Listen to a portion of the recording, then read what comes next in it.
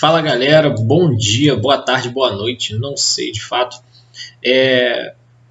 Professor Samuel aqui falando. Seguinte, eu tô aqui com esse vídeo para primeiro pedir para vocês para terem muito cuidado nesse momento, trabalharem bastante a sua higiene, cuidarem bastante dos seus familiares, porque o momento pede isso.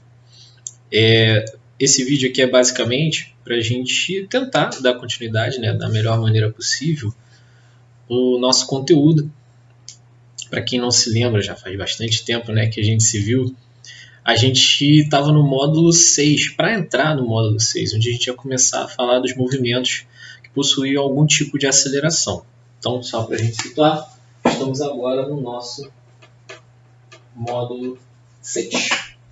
Senhores, a gente vai tentar continuar da melhor maneira possível. Eu já, de cara, peço desculpa. Quadro improvisado, tá tudo enrolado, mas a gente vai tentar fazer isso funcionar, tá ok? Nosso módulo 6, a gente vai tratar dos movimentos que possuem a famosa aceleração. Essa nossa aceleração vai ser responsável pelo que exatamente? A gente está falando do movimento de um corpo qualquer. O movimento de um corpo ele vai sair de um ponto, vai para outro. Ao sair de uma posição, necessariamente ele tem que ganhar velocidade. Se a velocidade inicial dele era 0, estava no repouso, e depois sai dessa velocidade, alguém teve que mudar esse cara. O ente na física responsável por alterar a velocidade de um corpo é a nossa aceleração. E essa aceleração, a gente, da mesma maneira que quando a gente estava tratando de velocidade, a gente não estava muito preocupado. Olha, qual é a velocidade de cada ponto? Não sei. Também em alguns casos não faz tanta diferença. A gente trabalhava com uma velocidade média. Então o que a gente vai fazer? A gente vai trazer a mesma ideia para a aceleração. A aceleração mudou a velocidade do corpo? Mudou. Como? A gente vai ver isso mais para frente. Tá, mas como é que ela era em cada ponto? Não sei. Não sei e não faz tanta diferença. A gente vai trabalhar com uma aceleração média. Essa nossa aceleração média, senhores, a gente já disse, ela é responsável pelo quê? A nossa aceleração média vai ser responsável por uma variação de velocidade. E essa variação de velocidade vai levar um certo tempo para ser feita. Daí a gente tem a nossa aceleração média, vai ser a variação da velocidade no tempo. Esse é o nosso primeiro tema. Bom, o que temos? Se a nossa aceleração média trabalha com a velocidade, e a nossa velocidade a gente tinha a possibilidade de trabalhar com ela em metros por segundo, o tempo em segundo. Metros por segundo, a nossa unidade para aceleração média será o metro por segundo, ou o metro por segundo ao quadrado. Tranquilo até aqui? Eu vou fazer o seguinte com vocês, combinado agora. Eu estou atendendo já ao pedido de muitos alunos, há muito tempo alguns me pedem para fazer videoaula, então tá aí. Eu novamente peço desculpa, ainda estou me adaptando a isso. Estou tentando trazer isso da melhor maneira possível para vocês. Eu vou tentar fragmentar, até porque o quadro não é muito grande, eu não tenho muita mobilidade, eu estou aqui sentado, como vocês podem ver. Então, eu vou tentar fragmentar a aula. Eu sei que a gente tem para falar do quê? Da nossa aceleração média, que a gente já comentou um pouquinho agora, e chegar no movimento uniformemente variado. Chegando no movimento uniformemente variado, a gente vai se deparar com 3 equações extremamente importantes. Vou falar com muito cuidado de cada uma dessas equações para que a gente possa passar por esse momento do módulo 6 assim, muito, muito tranquilamente. Ok, galera? Combinado? Bom, estamos aqui continuando o nosso assunto. Senhores, estamos falando da aceleração média. A aceleração média vai mudar a velocidade de um corpo, mas a gente não está muito preocupado. Como é que ela atua em cada ponto? Não sei e não quero saber. A nossa aceleração ela vai ter um valor numa média de trabalho. E a gente vai trabalhar com esse cara. Bom, O nosso módulo 6 dá uma ênfase em quem? No movimento uniformemente variado. A gente já viu isso? Não, a gente viu o movimento uniforme.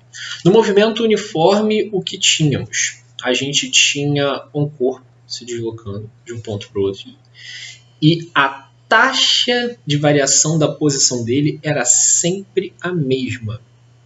O que é taxa de a velocidade? É o que está falando velocidade. Enfim. A velocidade do nosso corpo era sempre a mesma. Como ele mudava a posição dele no tempo, não se alterava. Agora a gente vai ter um outro detalhezinho. A aceleração muda a velocidade do corpo. Essa nossa aceleração é que vai ser constante.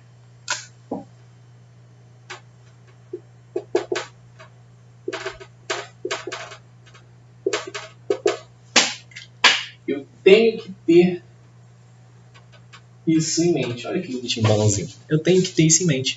A nossa aceleração vai ser constante. Então é um movimento que é uniformemente, ou seja, constantemente alterado. Quem é alterado? Quem é variado aqui? A minha velocidade. A velocidade vai estar constantemente mudando porque esse cara aqui ele é fixo. Tranquilo? Ok. Eu tinha prometido para vocês que a gente ia se deparar nesse momento com 3 equações. Vamos lá.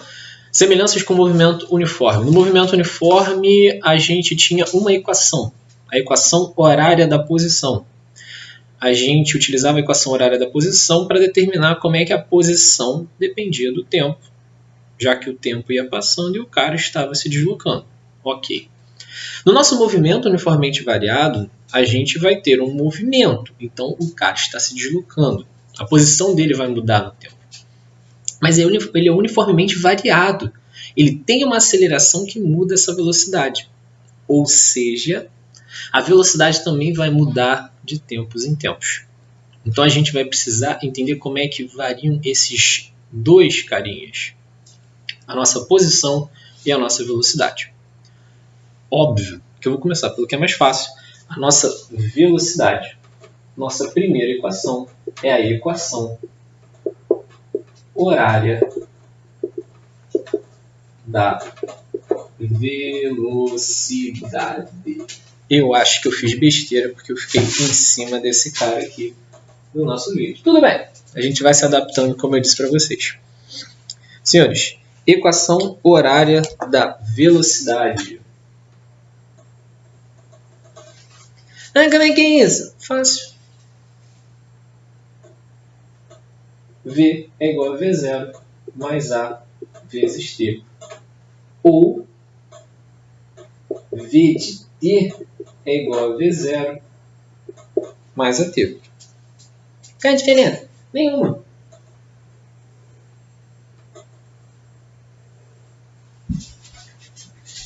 Nenhuma.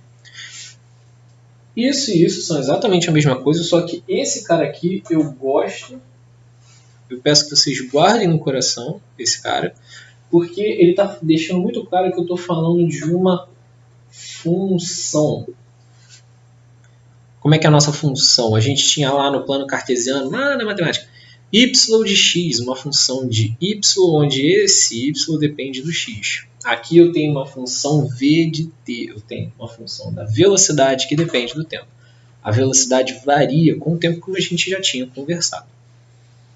Essa função aqui não é uma função qualquer, é uma função do primeiro grau. Ou seja, a gente encontra aqui o comportamento de uma reta. Tranquilo até aqui? A gente não vai desenvolver muito nesse módulo 6 como é que é o comportamento gráfico disso. Eu só estou deixando aqui já aberto esse espaço para mais à frente a gente conversar um pouco e visualizar esse gráfico, da mesma maneira que a gente fez para o movimento uniforme. Ok? Bom, recapitulando, nossa primeira equação horária da velocidade. Para que a gente usa a equação horária da velocidade? Para determinar a velocidade do corpo depois que um tempo está passando. Esse cara é fixo. Quem é esse cara? A velocidade inicial. Esse cara é fixo. Quem é esse cara? A aceleração. Ele começa com uma certa velocidade e eu sei qual é essa velocidade, porque o exemplo, o exercício, o problema vai me dizer. Eu sei como é que ele evolui no tempo, essa velocidade. Depois de um tempo, eu consigo determinar a velocidade dele. Entendido? E esses caras são fixos, V0 e aceleração. Eu posso atribuir valores para o tempo e achar a velocidade. Ou eu posso perguntar em que tempo ele vai chegar numa velocidade qualquer. Vou colocar aqui para vocês, jovens. Reaproveitei, tá? Desculpa, eu sou um pouco preguiçoso. Essa é a nossa segunda equação. A equação horária da posição de um corpo. A equação horária da posição de um corpo vai me dar o quê? Como é que a posição desse cara vai evoluir no tempo. E eu tenho que ficar atento porque agora eu sei que não somente a velocidade dele vai estar mudando, mas a posição. E isso fica uma loucura. Vamos supor o caso de uma aceleração positiva. O que é uma aceleração positiva? Ela está fazendo a velocidade crescer. Então o cara sai de um ponto, mas a velocidade dele está aumentando e a posição está variando. Só que como cada vez ele está mais rápido, cada vez ele anda mais. Então a posição varia muito. Ela cresce muito. Nossa equação é a seguinte, senhores. S. A posição final de um corpo vai ser igual à posição inicial mais a velocidade inicial desse cara. A inicial não é só a velocidade? Não, não é só a velocidade, porque a velocidade agora muda no tempo. V0 vezes o tempo mais uma aceleração vezes o tempo, que vai ao quadrado tudo isso sobre 2. Complicou, né? O famoso sorvetão. A gente tinha um sorvete com movimento uniforme. Para o movimento uniformemente variado, temos o sorvetão, onde basicamente o que muda é esse cara aqui. Sorvete. Era sorvetão. Senhores, da mesma maneira que eu fiz lá na equação horária da velocidade, eu posso colocar aqui o S de t é igual a S0 mais V0t mais A vezes t ao quadrado sobre 2. Qual é a diferença? Nenhuma. Só que esse de baixo, da mesma maneira que a gente fez lá na equação horária da velocidade, esse cara aqui dá pra gente quem? Uma função. Uma função de qual grau? Ah, eu não sei ver, Samuel. Tudo bem. Eu sei que a posição depende do tempo. O tempo é minha variável. Eu vou ficar atento ao quê? Qual é o maior expoente que essa variável tem nessa minha função? Aqui não tem tempo. Aqui tem tempo e o expoente dele é 1. Aqui tem tempo e o expoente dele é 2. Opa, 2. 2 é maior que 1. Eu sei, 2 é maior que 1. Então essa é uma equação do segundo grau. Morreu. Não morreu. Equação do segundo grau vai dar pra gente uma parábola. Lembra aquele crescimento que eu falei que é muito grande? Sim, a velocidade vai cada vez aumentando mais. Esse cara anda mais, então a posição dele muda muito, cresce muito. Ok? Falta só mais uma equaçãozinha para a gente encerrar o nosso papo. E agora a gente vai acabar mudando um pouquinho a temática. Desde o início a gente tem trabalhado com o tempo e o questionamento que fica é: e quando eu não tenho a informação do tempo? Quando esse tempo não está disponível para mim? Como é que eu avalio o movimento uniformemente variável? Quando a gente não tem informação nenhuma sobre o tempo, a gente vem para a nossa terceira equação, a equação de Torricelli. A famosa equação do sem tempo, irmão. Sim, é horrível essa piada. Eu sei, mas o que importa? Equação de Torricelli, o que a gente vai ter?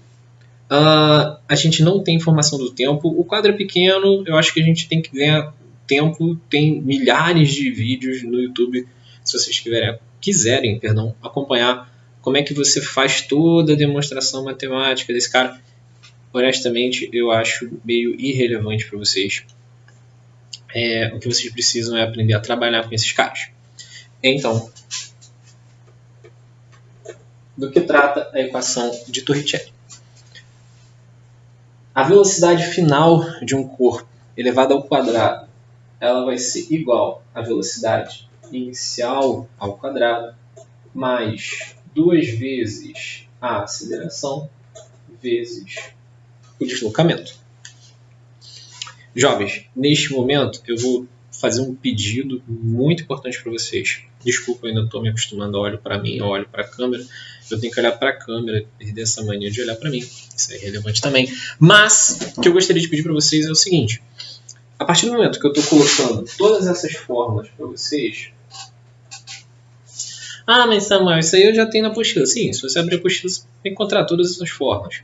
O que eu estou tentando aqui é conversar um pouquinho com vocês sobre cada uma delas e qual é o tipo de situação. Para que serve cada um. A primeira equação, a equação horária da velocidade, para você determinar a velocidade depois de um tempo.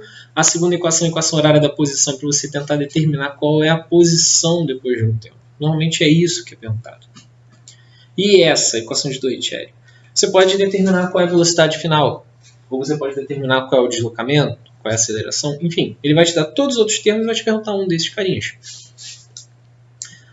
Ah, mas ele está muito vago. Eu sei que está vago, o que eu vou fazer com vocês? Vocês devem se lembrar, tinha uma questãozinha do Enem que estava na apostila, no primeiro livro, que alguns de vocês, poxa, resolve isso daí. Eu falei, não vou resolver agora, porque ela traz um pouco de conteúdo que a gente ainda não comentou, que são esses. Então, eu vou resolver essa equação com vocês, essas equações, aplicando nesse probleminha do Enem, para a gente tentar dar uma solucionada. É uma questão difícil? É uma questão difícil, é uma questão demorada, mas é boa ao mesmo tempo, porque a gente consegue trabalhar com praticamente tudo que a gente falou até agora nesses vídeos. Beleza? Vou ficar com esse exercício do Enem de exemplo e vou ficar à disposição de vocês nessa semana no plantão de dúvidas. Combinado, galera? Então é isso. Volto para mais um videozinho para a gente aplicar isso daí e fico à disposição de vocês. Uma observação a mais, aliás, duas. Vamos ficar com 2 observações. Passei todas essas equações para vocês. O que eu gostaria de pedir para que vocês fizessem nas vossas casas. Coloca tudo que eu falei, tudo, numa folhinha, faz lá o seu formulário, puxa a setinha. Quem é esse cara aqui? Esse é a velocidade final, esse é a velocidade inicial, esse é o 2, o famoso 2. A aceleração, ΔS, é o deslocamento. Para todas as equações que eu falei, você vai fazer o formulário e vai puxar bonitinho quem é quem para você saber. Não sei que fórmula usar. Claro, você não sabe o que está escrito na fórmula. A partir do momento que você sabe que cada termo funciona, qual é a função dele, você consegue trabalhar com as equações de uma maneira muito tranquila. A segunda coisinha que eu ia pedir para vocês é que vocês tentassem fazer alguns exercícios. Eu já tinha avisado para vocês que nessa parte da matéria, por exemplo, encontro dos corpos é um tipo de problema muito comum, clássico, quando a gente fala de equação horária. Só que agora a gente trabalha com uma equação horária do segundo grau. Então, para resolver uma equação horária do segundo grau, a gente vai precisar de Bhaskara. Então, você pode ter um cara que tem um movimento uniforme e outro que tem uniformemente variado. Não interessa. Por conta desse cara que está no move, você vai precisar fazer Bhaskara. Então, fica um pouco mais complicado, fica um pouco mais demorado. Não vou dizer difícil, nem todos ficam difíceis. Às vezes você resolve a porção do produto, uma Bhaskara ali, mas fica mais complicado mesmo, ok? Vou trazer o exemplo que eu prometi e aí a gente encerra por hoje. E aí eu fico na dependência de produzir mais um vídeo para vocês mais para frente. Combinado, galera? Valeu, até já!